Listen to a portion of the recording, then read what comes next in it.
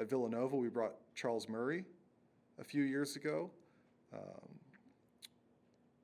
Close to 150 of my colleagues signed a letter denouncing the Ryan Center for inviting Charles Murray to campus. They, in that letter, acknowledged that the policies at Villanova explicitly state that bringing somebody to campus doesn't mean that you agree with what they're going to say. I mean, it would be absurd to hold people to that kind of standard. How many people could you not invite to campus if you could only invite people that you agreed with and if you were responsible for everything that they said?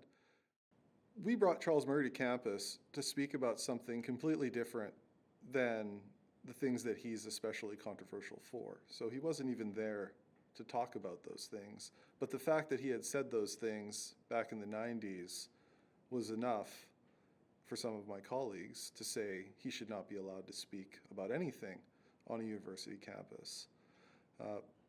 But also, a university campus is a place where you're supposed to hear a variety of ideas and be able to challenge those ideas. You can agree with them if you agree with them. You can disagree if you disagree. And even if you disagree with somebody, you might learn something from them. You might not agree with their conclusion, but they might say something in the course of their argument towards that conclusion where you think, hey, actually, maybe he has a point there. Being able to hone your own skills of debate by engaging with somebody that you disagree with. When you go out into the world, you're going to find people that disagree with you.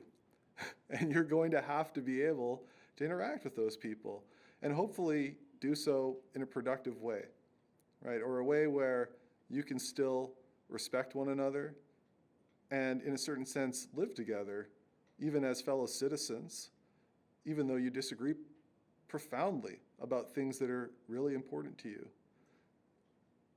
It was a big deal. The event got moved to a different venue. Local police were brought in. We had protesters who tried to disrupt the event. They started with a silent protest.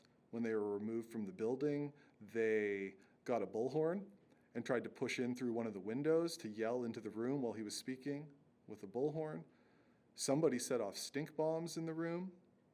The event did eventually go on, and we were able to hold it, but it was extremely disruptive. The university released a statement saying that they supported freedom of expression, but then the next week we received a security bill for over $10,000, which I had never heard of before and had never seen happen again since. Maybe it has, and I don't know about it, but it was certainly irregular.